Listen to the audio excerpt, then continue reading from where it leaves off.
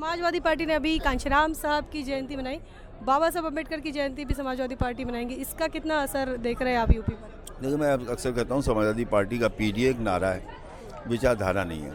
विचारधारा अगर होती तो विचारधारा इंसान की बदलती नहीं, जैसे नेचर और सिग्नेचर कभी चेंज नहीं होते। बाबा साहब अम्बेडकर तो सबकी ज़रूरत बन गए, काशीराम सबकी ज़रूरत बन गए हैं। जो लोग गौर करते हैं जानते हैं कि बसपा में जो कोऑर्डिनेटर सिस्टम है उसमें गुटबंदी बहुत बढ़ गई थी, ऊपर से लेके नीचे तक। उन्होंने इस जो गुटबंदी है उसको ख़त्म करने के लिए साथ में बैठाल के और ये कह दिया कि अब मैं शिकायत न सुनूं और मेरे पास किसी की शिकायत लेके मत आना। मुख्यमंत्री थी तो अधिकारियों को ट्रांसफ़र किया करती थी, अब मुख्यमंत्री नहीं है तो प्रभारियों को ट्रांसफ़र किया करती है। तो देखा होगा कि यूथ बहुत है, युवा जो है वो जिलाध्यक्ष भी हो रहा है, युवा जो है वो मंडल और जोन में भी आ रहा है। सीटें ऐसी चिन्हित हैं जहाँ पर बहुजन समाज पार्टी को अभी 2022 के चुनाव में 50,000 या इससे ज़्यादा वोट मिला है, जब 2022 में बसपा बिल्कुल लौटी हुई दिखाई नहीं दे रही थी। तो 110 सीटों पे जो उन्होंने टारगेट किया है, फोकस किया है, उस पर पहले प्रत्याशियों का चयन और उसकी घोषणा, ये दूसरा एक इसके बाद का आप समझ लीजिए। लगातार बसपा की बैठकें हो रही है और ये सब संगठन को लेकर है या 2027 का चुनावी प्रक्रिया ही मानी जाए? देखो, ऐसा है कि संगठन चुनाव के लिए ही सक्रिय किया जाता है और मायावती ने इधर जो संगठन में एक बहुत अजीब सी चीज़ की थी जो पहले नहीं देखी जाती थी। जो लोग गौर करते हैं जानते हैं कि बसपा में जो कोऑर्डिनेटर सिस्टम है उसमें गुटबंदी बहुत बढ़ गई थी, ऊपर से लेके नीचे तक। इस बार मैंने महसूस किया, चूँकि मैं कोशिश करता हूँ कि यहाँ पर एक चक्कर लगाकर अंदर की बातें जान सकूँ। कई उत्तराखंड में जैसे मुनकाद अली थे और आनंद थे, आपके क्या नाम है उनका, मोहित आनंद, बताया जाता है कि दोनों लोग जब मेरठ में थे तो उनकी बनती नहीं थी, साथ में बिठाला, साथ में बिठालने के बाद उन्होंने किया।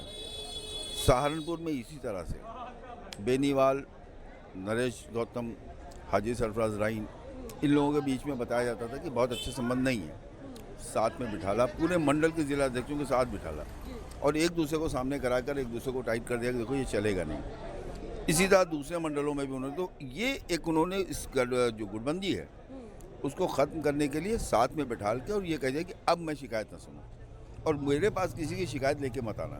तो कुछ बदलाव भी होंगे संगठन में?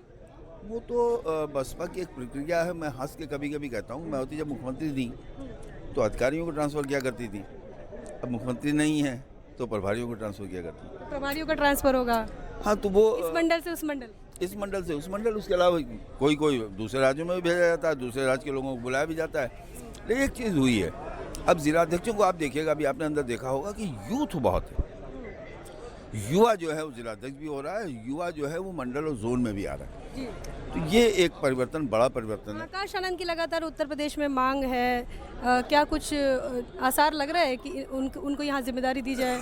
मुझे लगता है 14 अप्रैल के बाद full flash Akash Anand UP में ही दिखाई देंगे। 14 अप्रैल के बाद, क्योंकि 14 अप्रैल को मेरे पास जो इनपुट है वो आकाश आनंद छत्तीसगढ़ में रहेंगे अभी तक।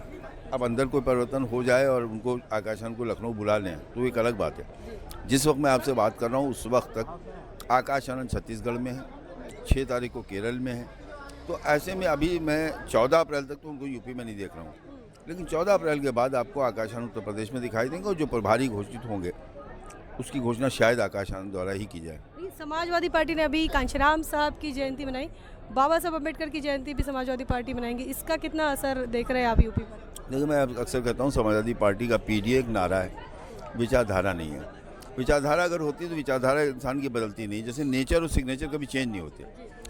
तो वैचारिकी अगर उनकी अम्बेडकराइज्ड होती, विचारधारा से महापुरुषों का उनके अंदर सम्मान होता, तो फिर न काशीराम ज़िले का नाम बदला जाता, न फुले के ज़िले का नाम बदला जाता, न शाहू के ज़िले का नाम बदला जाता। बहुत खास बात आप कह रहे हैं कि पीडीए नारा है, विचारधारा नहीं है। और अखिलेश यादव उस नारे पे चल रहे हैं, तो वो डॉक्टर अम्बेडकर की बड़ी रह सकता है। नहीं, फोटो बाबा साहब अम्बेडकर तो सबकी ज़रूरत बन गए, काशीराम सबकी ज़रूरत बन गए। तो उनके बिना वोट ट्रांसफर नहीं होगा, ऐसा मानना हो गया? वोट तो अलग बात है, उनके बिना आपका अपना वोट आपके पास नहीं रुक पाएगा, लाना छोड़िए। अच्छा भाई, आप मानिए समाजवादी पार्टी में आधी बहुजन समाज पार्टी है, भारतीय जनता पार्टी में 4 आना बहुजन समाज पार्टी है।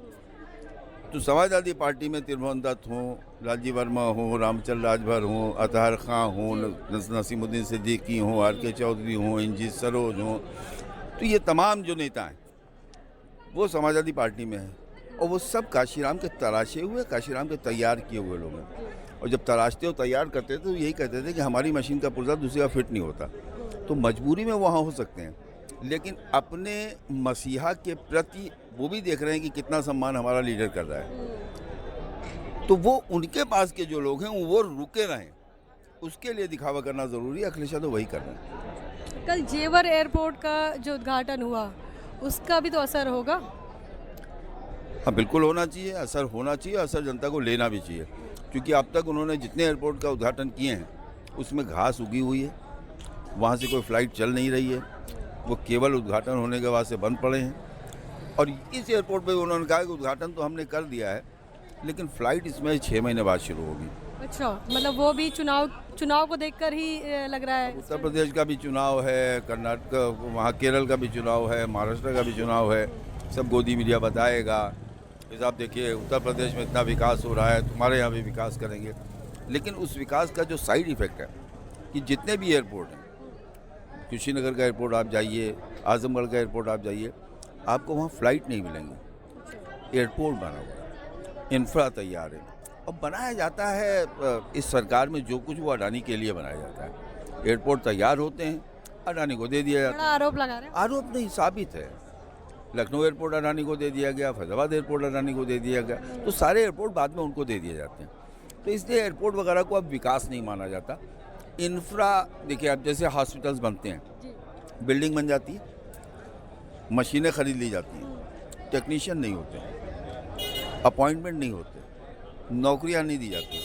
तो ये जो काम होता है, 40 साल से इससे यहाँ देख रहा हूँ मैं इन लोगों को, इंफ्रा पे किया गया काम जो एक सिस्टम है कि जब टेंडर होगा तो इसका इतना, इसका इतना, इसका इतना, मशीनों की सप्लाई पर सबको कितना, तो ये उसके लिए किया जाता है। जनता से उसका लेना देना होता तो टेक्नीशियन होते, एक्सरे का भी टेक्नीशियन होता, सीटी स्कैन का भी टेक्नीशियन होता, ब्लड के टेस्ट का भी टेक्नीशियन होता, प्रतिनिधित्व नहीं मिल पा रहा है। नहीं मिल पा रहा है। तो ये मैं नहीं समझता हूँ कि ये कोई विकास उनके हिस्से में विकास नहीं आ रहा है, ऐसा आपको? बिल्कुल आप ये मान सकती हैं, और ये विकास की योजना नहीं होती। एयरपोर्ट का बनना विकास से जुड़ा नहीं होता। ज़मीनें ली जाती हैं, उसका मुआवजा दिया जाता है, लोगों के घरों में गाड़ियाँ खरीद लेते हैं, जिनकी ज़मीनें गई होती हैं उनकी ज़मीनें जाती हैं, वो गाड़ियाँ खरीद लेते हैं, अपना घर बनवा लेते हैं, इतना ही विकास होता है, इससे ज़्यादा नहीं। और क्या कहेंगे, अपने राजपथ के तमाम साथी आपको देख रहे हैं, क्या कहना चाहेंगे? कोई संदेश है राजपथ के साथियों के लिए, नेशनल चौपाल के साथियों के लिए? नहीं, देखिए नेशनल चौपाल एक मजबूत प्लेटफॉर्म है, आप उस पर अच्छे से काम करती हैं, आप बिना टीम के करती हैं, पूरे परिवार को लेकर करती हैं। अब आप पॉलिटिशियन भी हो गई, उसके बाद भी लखनऊ आके, महाराष्ट्र में आप निर्वाचित प्रतिनिधि हैं, लखनऊ में आके कर रही हैं। अब मुझे नहीं लगता है कि बहुजन समाज पार्टी की या बहुजन समाज की बीट करने वाले लोग बसपा की बीट करते करते वहाँ रुके हों, लेकिन आप रुकी ही नहीं है, टिकी हैं। इसके लिए नेशनल चौपाल के तमाम दर्शकों को आपको बधाई।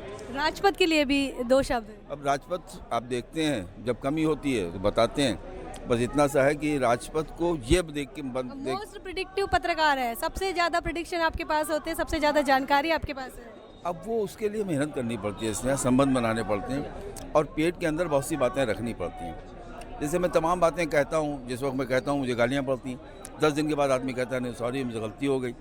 तो 10 दिन पहले किसी चीज़ को जान लेना ये अपराध नहीं है, अब मैं जान लेता हूँ तो इसमें मेरे को गलती नहीं। तो बहुत बहुत बधाई। हमारे साथ सैयद कासिम साहब थे, जिनके साथ हमने पूरी बातचीत की है। ये बातचीत को लेकर आपका क्या सोचना है, क्या मानना है, कमेंट सेक्शन में लिखिए ज़रूर। बने रहे नेशनल चौपाल पर, तब तक के लिए जय भीम, जय भारत। बहुजन समाज की हर खबर पाने के लिए चैनल को सब्सक्राइब करें, लाइक करें, शेयर करें। नेशनल चौपाल को बचाने के लिए ज्वाइन बटन क्लिक करके चैनल की सदस्यता लें और चैनल को आर्थिक मदद करें।